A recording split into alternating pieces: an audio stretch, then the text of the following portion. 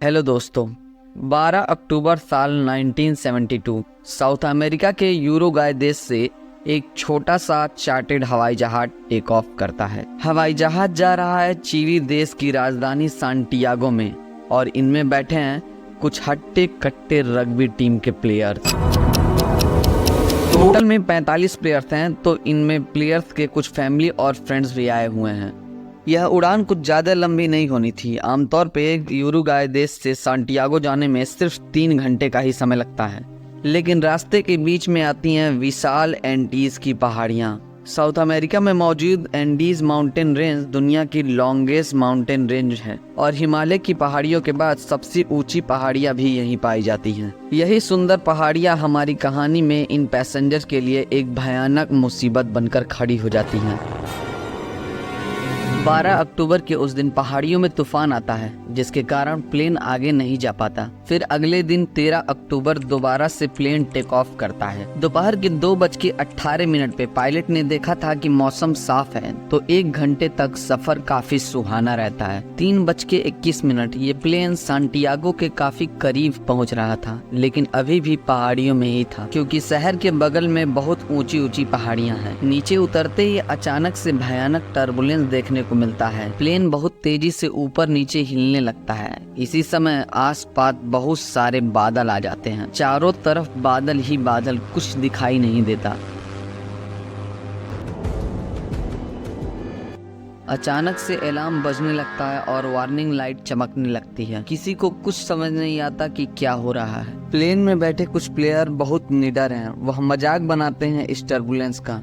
इसी दौरान एक पैसेंजर खिड़की से बाहर देखता है कि बादल धीरे धीरे हटने लगे हैं, लेकिन फिर दिखता है कि पहाड़ियां बहुत नजदीक हैं। जैसे ही जहाज पहाड़ियों से निकलता है, पायलट देखते हैं कि उनके सामने एक बहुत बड़ा चट्टान है। पायलट बहुत पैनिक में आकर प्लेन को ऊपर की तरफ मोड़ने की कोशिश करते हैं।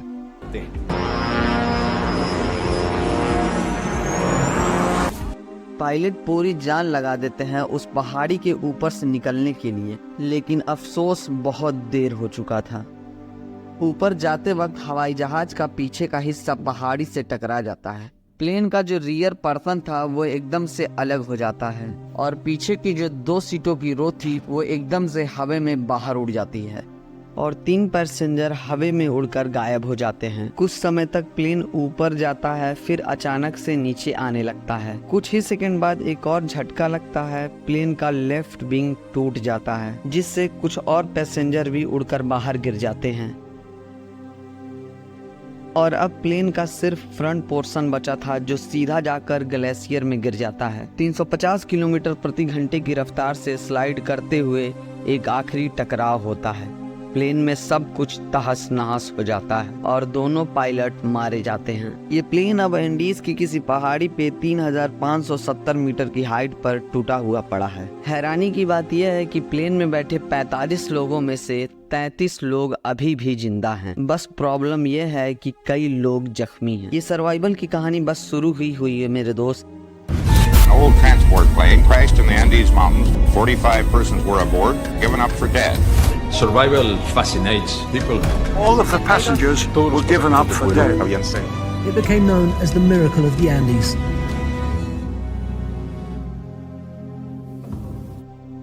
इनमें से 2 सर्वाइवर ऐसे थे जिन्हें बिल्कुल भी चोट नहीं लगी थी। पहले 19 साल के रोबर्टो कैनेसा और दूसरे 20 साल के गुस्तावो जर्बिनो। यह दोनों लड़के मेडिकल स्टूडेंट भी थे, तो काम पे लग जाते हैं कि कौन कौन घायल है और उनकी कैसे मदद की जाए। जितना इनसे हो सकता था ये दोनों मेडिकल स्टूडेंट कोशिश करते हैं कि बचे हुए लोगों की मदद करने की। दूसरी तरफ ये प्लेन के गायब होने की 1 घंटे के अंदर अंदर ही Chilean air search and rescue service को नोटिफिकेशन पहुंच जाती है। 4 हवाई जहाज भेजे जाते हैं सर्वाइवल को खोजने के लिए।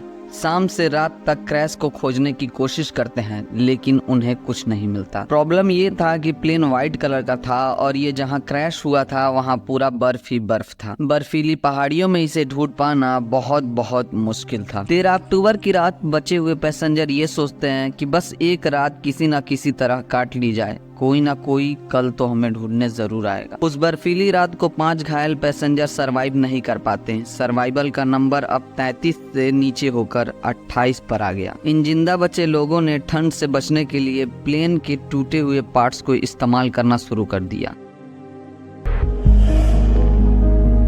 अगला दिन 14 अक्टूबर अर्जेंटीना, चिली और यूरुग्वाई से अलग अलग हवाई जहाज सर्च ऑपरेशन में लगते हैं। इन लोगों ने सही रास्ता चुना, लेकिन वह क्रैश को ढूंढ नहीं पा रहे थे। सर्वाइवल ट्राई करते हैं कि वह लिपस्टिक का इस्तेमाल करें प्लेन की छत पे यस लिखने की। वह यस लिखना शुरू करते हैं कि लिपस्टिक खत्म हो जाती है।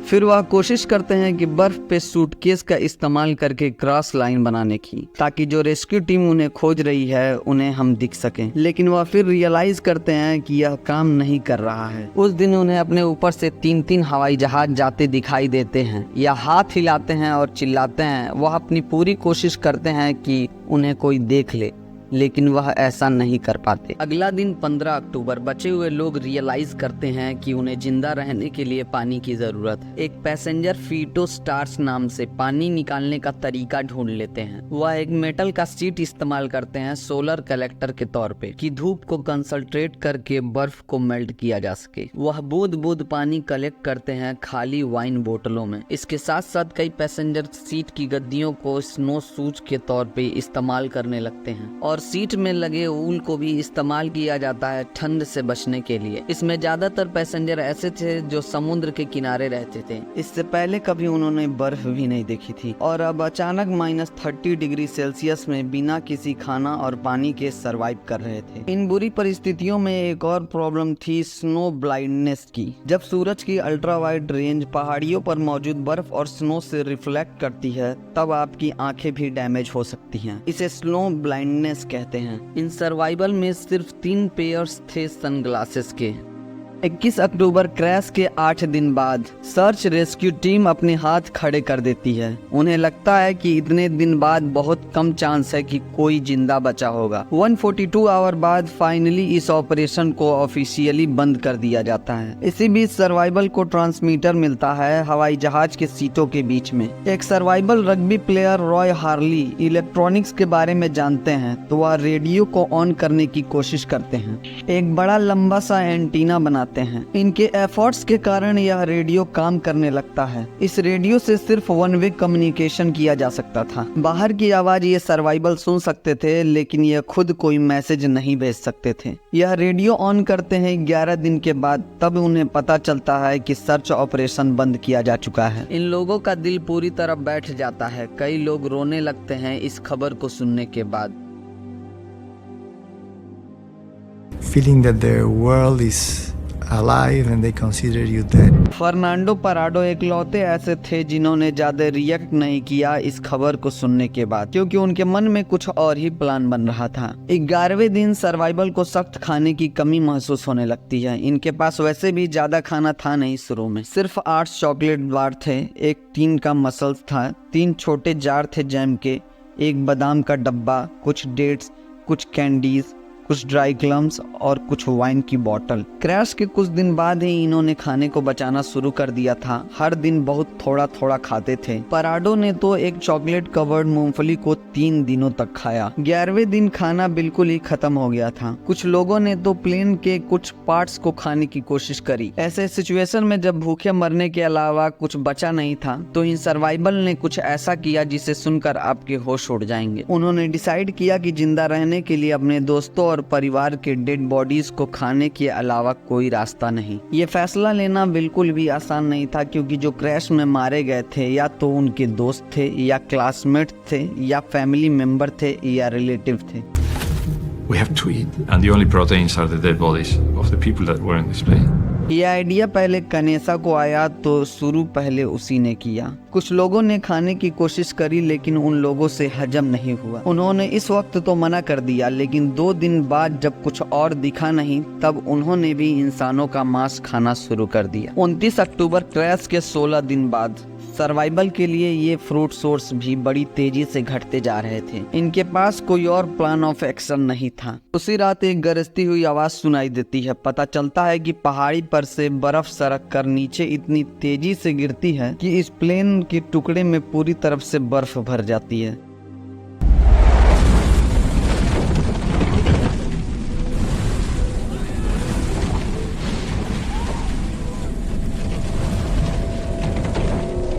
आठ लोग बर्फ में गुम होकर सांस की कमी से मारे जाते हैं। अब बचते हैं सिर्फ 19 लोग। Said, Roberto, you had it. You're going to die. That's it. A very nice sensation of heat between my legs because I was peeing on myself and saying, that's it. बचे हुए 19 लोग अभी भी बर्फ में दबे हुए हैं। पराडो एक मेटल पोल का इस्तेमाल करते हैं बर्फ के अंदर होल बनाने के लिए, जिससे कि कुछ वेंटिलेशन आ पाती है। ये 2 दिनों तक लगातार मेहनत करने के बाद खोद कर बर्फ में एक टनल बनाते हैं और बड़ी मुश्किल से सरफेस पे बाहर निकल पाते हैं। बाहर निकलते ही अचानक से इन्हें दिखाई देता है कि बर्फ का तूफान आ रहा है और जिंदा रहने के लिए वापस उसी गुफा में जाकर रहना समझदारी होगी। 3 दिनों तक ये सर्वाइवल गुफा में रहते हैं। फिर 3 दिन बाद ये सरफेस पे जाते हैं जब मौसम साफ होता है। बाहर निकलने के बाद ये लोग रियलाइज करते हैं कि इन्हें बचाने कोई नहीं आने वाला। ये सोचते हैं कि अगर मरना ही है तो क्यों ना आखिरी दम तक कोशिश करके ही मरे। कैनेसा, पराडो और विजेंस्टीन ये तीनों स्ट्रॉन्गेस्ट सर्वाइवल में से थे, तो सारे मिलकर डिसाइड करते हैं कि इन तीनों को ज्यादा खाना और गर्म कपड़े दिए जाएं ताकि ये लोग कोशिश करेंगे पैदल चल के बाहर निकलने की और मदद ढूंढने की। सबसे मुश्किल काम था लोकेशन का अंदाजा लगाना। क्रैश होने से पहले को पायलट ने स्टेटमेंट दी थी कि उनकी जहाज कूरिको शहर को पार कर ली है। तो इन लोगों ने अंदाजा लगाया कि अगर हम वेस्ट साइड में कुछ किलोमीटर चलें तो जरूर हम चिली देश के कुछ कंट्रीज साइड के एरिया में पहुंच जाएंगे। लेकिन यह अंदाजा भी इनका बहुत गलत था। को पायलट को खुद भी अंदाजा नहीं था कि वह प्लेन कहाँ ले जा रहा है। असलियत में इनकी क्रैश साइड 89 किलोमीटर ईस्ट में थी, इंडीज पहाड़ियों के बीचों बीच। फिर भी इस बात से अनजान ये लोग थोड़ा रेस्ट करते हैं और 15 नवंबर को क्रैश के 33 दिन बाद ये 3 लोग निकल पड़ते हैं मदद ढूंढने के लिए। घंटों तक ईस्ट में चलने के बाद इन्हें अपना ही टूटे हुए प्लेन का टुकड़ा मिलता है। ये वही हिस्सा था प्लेन का जो पहले ही टूट गया था। इसके अंदर बहुत सारे इन्हें सूटकेस मिलते हैं, चॉकलेट के डब्बे, 3 मीट पेटीज, रम की एक बोतल, एक्स्ट्रा कपड़े, कॉमिक बुक और थोड़ी बहुत दवाइयां भी। और इसके साथ ही इन्हें मिलता है एयरक्राफ्ट का 2-वे रेडियो सिस्टम। एक ऐसा रेडियो सिस्टम जिससे ना कि इनकमिंग कम्युनिकेशन किया जा सकता था बल्कि बाहर भी मैसेज भेजा जा सकता था। ये डिसाइड करते हैं कि यहीं पे रात बिताई जाएगी। उसके अगले दिन ये थोड़ा बहुत और ईस्ट में चलते हैं और थोड़ी बातचीत करने के बाद ये सोचते हैं कि क्यों ना जो एयरक्राफ्ट का रेडियो है उसे ही चालू करने की कोशिश करी जाए। क्यों ना हम प्लेन में से कुछ बैटरी निकालने की कोशिश करें और फिर इस रेडियो को ही चालू करने की कोशिश करें। फिर हम बाहर अपनी SOS कॉल भेज सकते हैं। तेल के हिस्सों में इन्हें 24 किलो की बैटरी मिली, लेकिन ये बहुत भारी थी। इसे वापस से कैरी करके प्लेन के मेन बॉडी तक नहीं ले जाया जा सकता। तो इन्होंने डिसाइड किया कि इसे यहीं चालू करने की कोशिश करते हैं। वापस से जाके रॉय हॉर्ली की मदद लेते हैं जिन्हें थोड़ी बहुत इलेक्ट्रॉनिक्स की नॉलेज थी, मगर ये प्लान भी काम नहीं किया। बात ये था कि एयरक्राफ्ट का इलेक्ट्रिक सिस्टम 115 वाट AC में काम करता था और इनकी जो बैटरी थी वो 24 वोल्ट DC की थी। इन्हें कनेक्ट करने के लिए इनके पास कोई जरिया नहीं था। कुछ दिन ये कोशिश करते हैं रेडियो ठीक करने की, लेकिन ये जल्दी ही रियलाइज कर लेते हैं कि कोई रास्ता नहीं। जिंदा रहना है तो वेस्ट की डायरेक्शन में पैदल चलना ही पड़ेगा। 11 दिसंबर क्रैश के 59 डेज बाद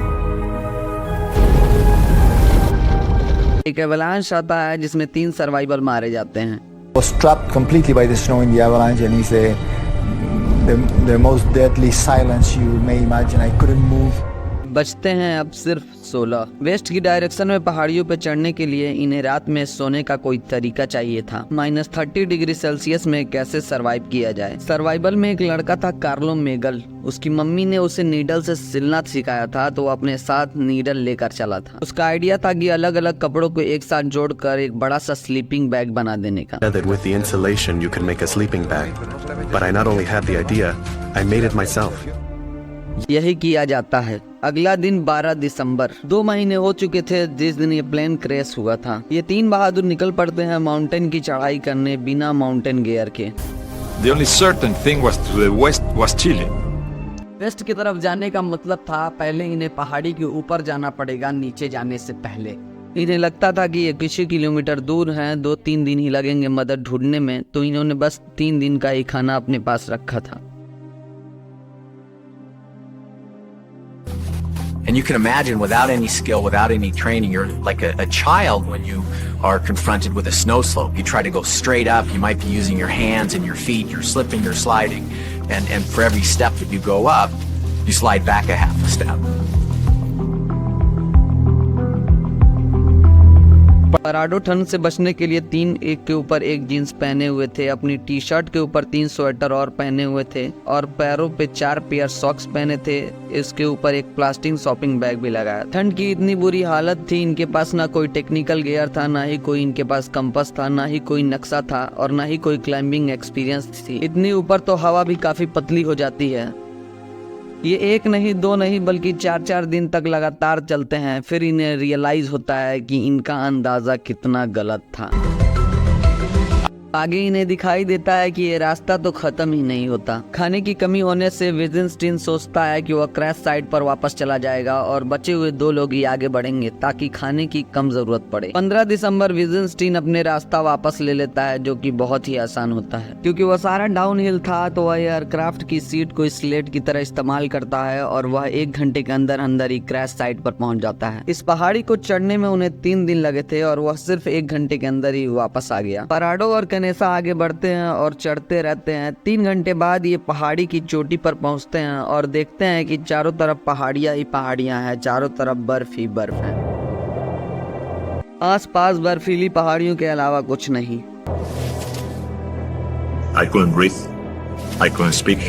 I couldn't even think because what we saw was horrible. Instead of green valleys, we saw mountains and snow-covered peaks 360 degrees around us, to the horizon all around us. पराडो बड़ी कोशिश करते हैं कि कुछ दिख जाए, तभी बड़ी दूर दिखाई देता है कि 2 पहाड़ियों पर बर्फ नहीं है। ये अंदाजा लगाते हैं कि हमें उसी डायरेक्शन में ट्रैवल करते रहना चाहिए, हार नहीं मानना चाहिए। कैनेसा और पराडो कई दिनों तक लगातार हैकिंग करते रहते हैं। फाइनली वो जाके एक वैली में पहुंचते हैं, एक ऐसी वैली जहां इन्हें नदी बहती हुई दिखाई देती है।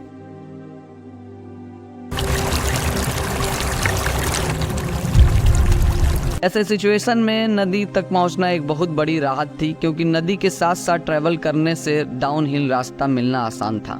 ये चलते रहते हैं लगातार 9 दिनों तक। 20 दिसंबर को इन्हें इंसानों की कुछ प्रेजेंस दिखाई देती हैं। खेतों में कुछ गाय दिखाई देती हैं। ये इतना थक गए थे कि इनसे अब और आगे नहीं चला जा रहा था। अभी उन्हें नदी के उस पार 3 लोग दिखाई देते हैं। पराडो जोर जोर से चिल्लाते हैं, लेकिन बाई चांस उन्हें एक आदमी पराडो और कनेसा को देख लेता है और वह इन्हें देखकर चिल्लाता है टुमारो। वह कहता है मैं कल आऊंगा। वह आदमी फिर अगले दिन आता है कुछ पेपर और पेंसिल को लेकर। वह पेपर को एक पत्थर से रस्सी से बांधकर फेंकता है पराडो की ओर। पराडो को बहुत दिनों बाद मौका मिलता है अपना संदेश बाकी दुनिया तक पहुँचाने का। पराडो इस पेपर पे लिखते हैं स्पेनिश भाषा में, I come from the plane that fell in the mountain. मैं यूरुग्वाय से आया हूँ, हम 10 दिन से पैदल चल रहे हैं। मेरे घायल दोस्त प्लेन के क्रैश साइट पर मौजूद हैं। हमें जल्दी से मदद की जरूरत है, लेकिन हम नहीं जानते कि कैसे मदद मिलेगी। हमारे पास खाना नहीं है, हम कमजोर हैं, हमारे पास चलने का हिम्मत नहीं बचा है। प्लीज हमें बचा लो, हम कहाँ पर हैं। दूसरी तरफ संदेश पाने वाला आदमी चिली देश का किसान था, सर्गियो कतलान। जब ये संदेश को पाता है तो शॉक्ड हो जाता है। इन्हें यकीन नहीं होता है कि 2 महीने पुराने प्लेन क्रैश से अभी भी कोई जिंदा बचा है। सर्गियो तुरंत घोड़े पर बैठकर लगातार 10 घंटे वेस्ट की डायरेक्शन में दौड़ने लगता है। 10 घंटे बाद ये चिली देश के सबसे करीबी शहर में पहुंचते हैं और वहाँ की आर्मी को यह संदेश देते हैं, जिससे पराडो और कैनेसा को मदद मिलती है। पराडो और कैनेसा की मदद से वहाँ की आर्मी क्रैश साइट को खोज पाती है, जिससे बाकी 16 सर्वाइवर की जान बच जाती है। यह कहानी दुनिया के सामने एक लेसन है उम्मीद को लेकर। अगर आपने ठान ली कुछ कर दिखाने को और आपके अंदर अगर सब्र है और इंसानियत है, तो क्या कुछ करना नहीं पॉसिबल है। आप ऐसी चीजें भी अचीव कर सकते हैं जो आपने कभी सपनों में भी नहीं सोचा होगा। अगर ये वीडियो पसंद आई हो तो मैंने और भी इसी तरह के वीडियो और बनाए हैं, जैसे बीमारी को लेकर और भी कई वीडियो मैंने बनाए हुए हैं। उन भी वीडियो को आप देखिए और इस चैनल को सब्सक्राइब करना बिल्कुल भी ना भूलिएगा। जय हिंद, जय भारत।